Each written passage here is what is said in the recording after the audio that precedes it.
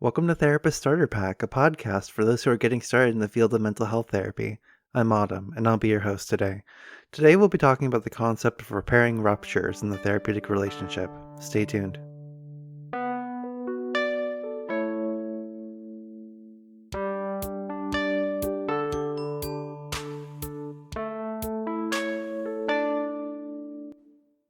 When I first started learning a foreign language from a friend, the first thing they taught me how to say was, "I'm sorry." I asked why that was, and they said, because as a tourist new to the area, you're going to have to say that a lot. When you're a person working with people, which I feel like is a pretty safe bet with this crowd, you're going to make mistakes. And sometimes these mistakes lead to tensions in your therapeutic relationship. According to Safran and Krauss, these are called ruptures. Safran and Krauss go on to define two types of ruptures: withdrawal ruptures and confrontation ruptures. Withdrawal ruptures are where the client goes silent, offers minimal responses to questions, changes the subject, or becomes overly compliant to recommendations, whereas confrontation ruptures involve anger, resentment, dissatisfaction, blame, and making demands. Now, I want you to take a guess as to how often research shows that a minor alliance strain takes place, according to Safran and Krauss. Again, I'll give you a second to think about it.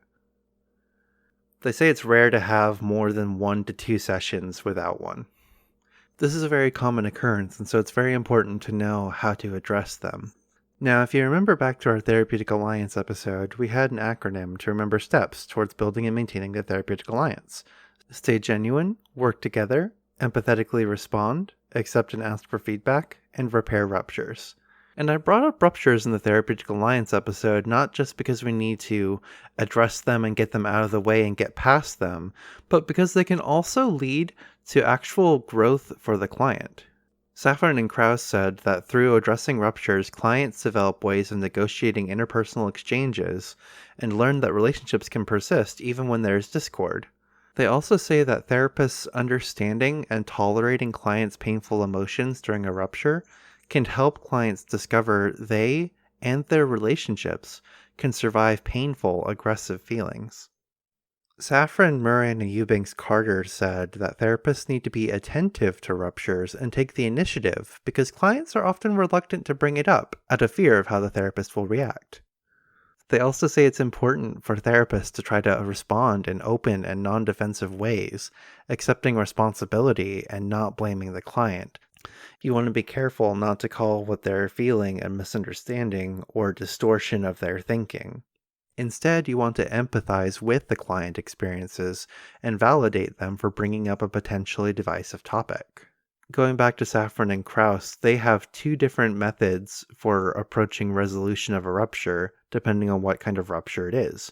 For a withdrawal rupture, they recommend exploring interpersonal fears and internalized criticisms that keep them from expressing negative feelings, then provide the client the opportunity to communicate their wishes and needs.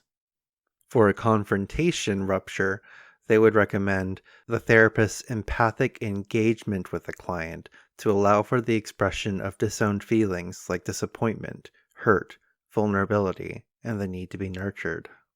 By meeting the client where they're at, we can work with them and model an appropriate response to conflict and confrontation. Irvin Yalom, in one of my favorite books called The Gift of Therapy, described a concept called the here and now.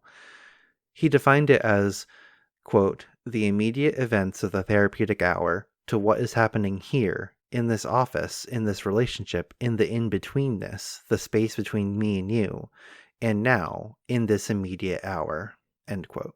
He goes on to say that many problems that people come into therapy for are about relationships with others, and the same problematic traits interrupting their personal lives will often pop up in their relationships with you, the therapist. Is this idea that most of the things we know about the client's interactions with others are filtered through the client's own experience of them. The only first-hand data we have are the experiences we have face-to-face with them, so we can use the information we have in the here and now to try to understand them better. And in this way, repairing ruptures does not just help the client grow, but helps the therapist understand their client better.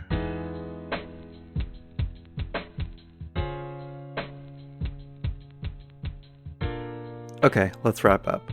Ruptures are tensions in the therapeutic alliance. They can take the form of withdrawal or confrontation, and they happen quite often. Withdrawal ruptures might be resolved through exploration of why they don't want to talk about their negative feelings and giving them a chance to communicate about what they need.